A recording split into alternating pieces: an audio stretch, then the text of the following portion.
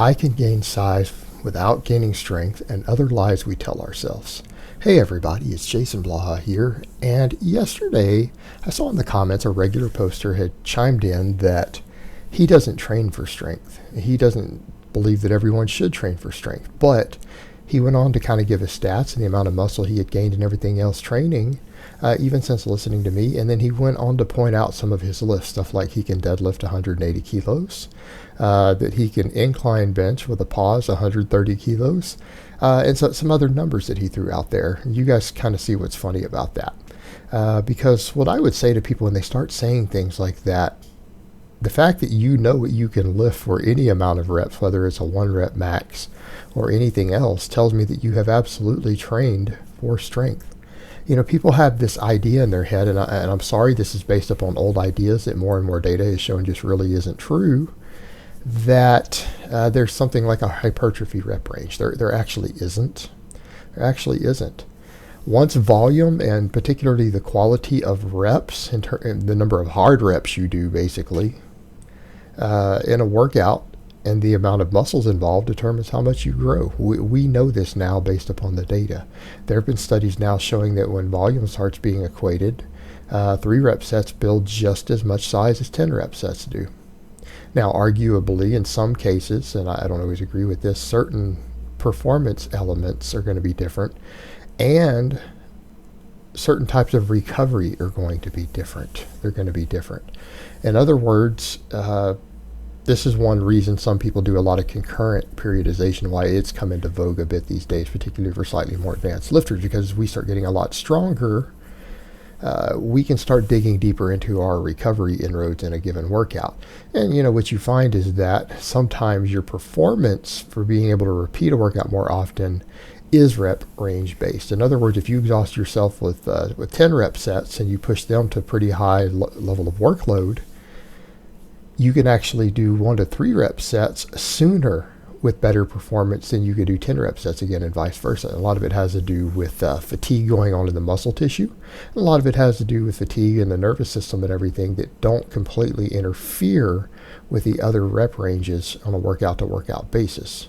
So that's one of the reasons for that, is that concurrent periodization, simply put, allows people to train at a slightly higher frequency at times, depending on what's going on with your recovery. So that's one reason that's really popular, particularly for people who want to do a fair amount of higher rep, higher volume work. Of course, obviously, you guys know me. I train 1 to 3 reps every day, and yet I still train 6 days a week doing this. So again, a little bit different of an animal. But back to the point. People seem to have this idea that you can train specifically for hypertrophy, and they get the idea mainly because their goals are hypertrophy. The problem is that training for hypertrophy is not a specific training context, no matter what people have tried to say about it, how they've tried to spin it. Well, you know, the 8 to 12 rep range is hypertrophy training. That's just simply not true, guys. That's not true. The reality is what you are training for are things like maximum strength, or what some people call muscular endurance. I would almost call it strength stamina, meaning you're trying to get much better at doing, 10 reps, 15 reps, 20 reps, things like that, right? Muscular stamina. In other words, you might be trying to lift the same weight more times. Like if you're going to train for muscular stamina, and let's say you can do 8 reps now with 185 on the bench, your goal might be to get that to 12 or 13 or 15 or even 20 eventually, right?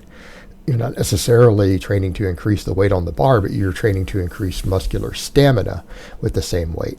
But you know what? Even ultimately, that produces more strength eventually, because even your 1 rep maxes go up with that. Furthermore,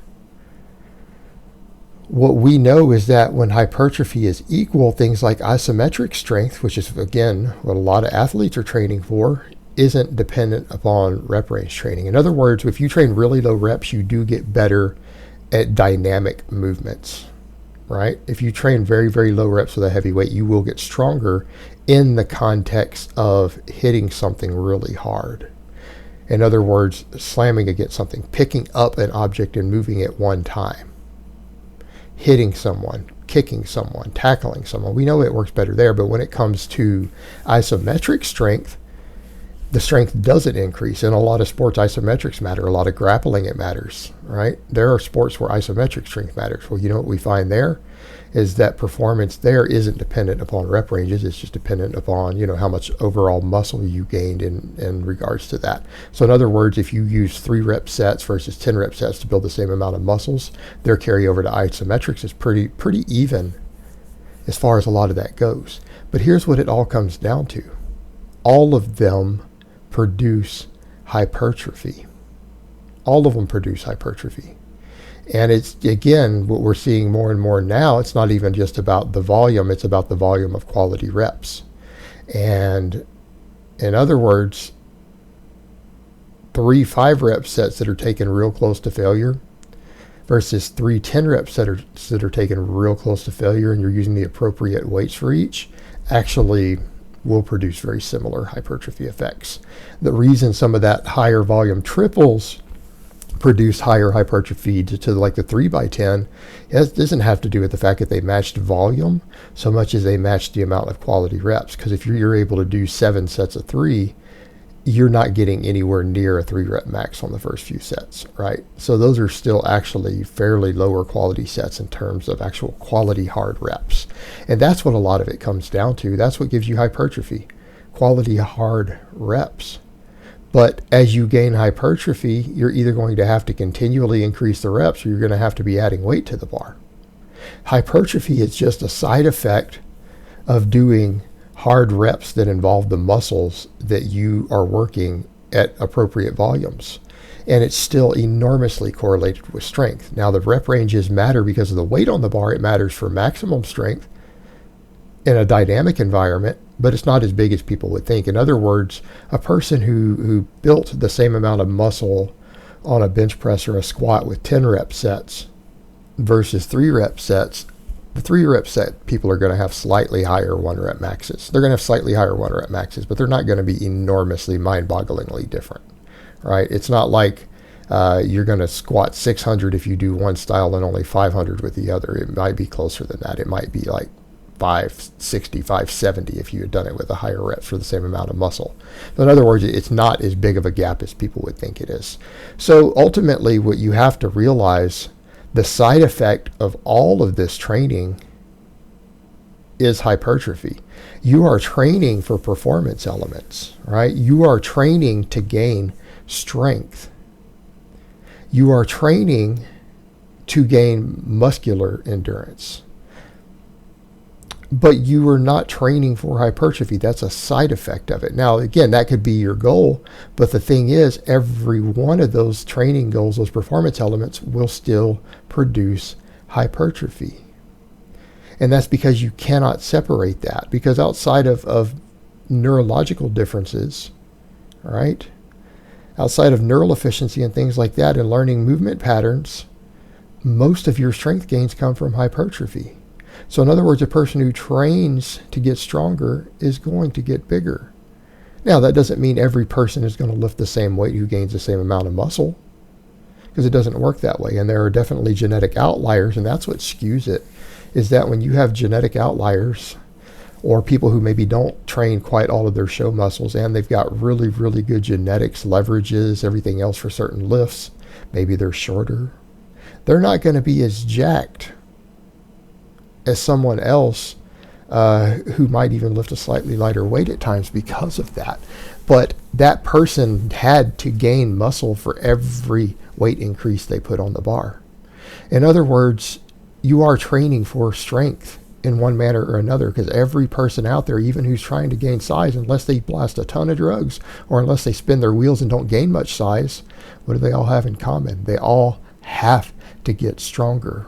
Mass moves mass. In other words, you're going to have to add a lot of weight to the bar. You're going to have to lift more weight to put on muscle eventually. And here's the other point. People say, well, even if I could do a bunch of high rep isolation work, you could, but it's going to take you longer. It's going to take you longer because realistically speaking, what puts more muscle on you? Big compound movements or isolation movements? Well, big compounds put more muscle on you. They're better use of your time. And that's not to say that people can't throw some isolation movements in. Nothing wrong with that in the right context. But most of your size, so again, if you're training for hypertrophy, most of your size is going to come from the compound movements, not the isolation movements.